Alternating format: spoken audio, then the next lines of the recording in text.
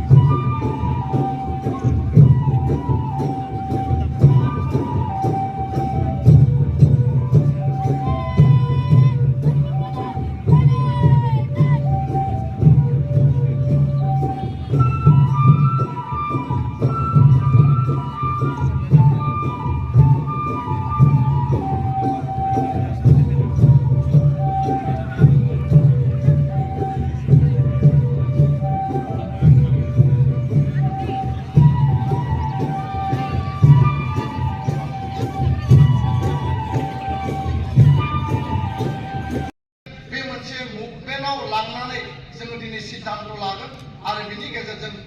सोलोंथाइनि बिथिङाव जों मोनसे रिभलिउसन लाबोनायनि थांखि लादों दा बेखायनो मानगोनां थान्दै लोगो आरो बे फिरफिला बिलिरनायाव बाहागो लानाय साफ्रोमबो दैदेनगिरि बिबानगिरि नोंथांमोनखौ आं खावलायबाय दुलाराय बर' फरायसा आफादनि जि मोनसे थांखि आरो उद्देश्य बेयाव जाहाथे बयबो बाहागो लागोन आरो बिटिआर रेकर्ड इमप्लिमेन्टेसननि थाखाय आद्रा थानाय जिखिनि दफाफोर दङ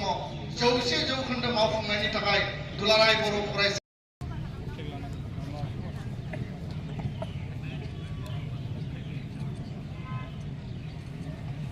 मानाव गेदेर ब्रेडखौ मार्च पास खालामनो थाखाय गेदेमा सारनिसिम बिथोन बिनाय जाबाय।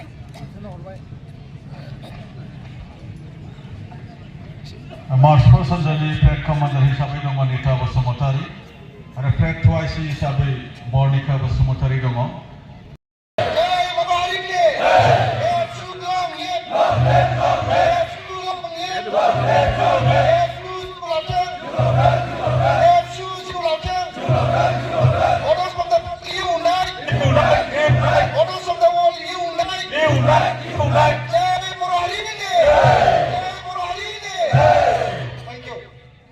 बे समाव दुलाराय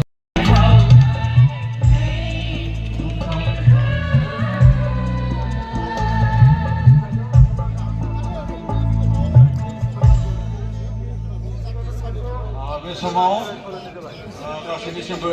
गुरै खावलायनो नागिरदों जोङो 7 मिनिट कन्डालेन्स खालामगोन जे जायगायाव दङ बेयावनो थोंजोङै गसंनो थाखाय आं खावलायदों बिबार बावनो थाखाय थागथियारि जानाय बिथांमोनखौबो दसे सम जोङो 7 मिनिट कन्डालेन्स खालामगोन बिबार बावनायखौ दोनथ'नांगौ दसे अननानै जेरावनो दं बेयावनो गसंनानै था जोङो बर'नि सोमावसारनायनि मुंख्लं बिथांमोन आरो गेदेमा बर'नि अलंबार जोंनि रुंसारि गेदेमा जोंनि मुंख्लं बिथांमोननि मुङै जोंनि 7 मिनिट जोङो दाहा बावगोन जेरावनो दं बेयावनो गसंनानै थानो थाखाय खावलायबाय आरो बे मुंख्लं दाहा बावनाया जोबनाय लोगो लोगो जोंनि गेदेमा अलंबार रुंसारि गेदेमा अलंबार मुंख्लं बिथांमोननि मुङै बिबार बावसोमगिरि डक्टर प्रेमानन्द मोसाहारि सार बिथाङा बिबुंथि लाखिगोन आरो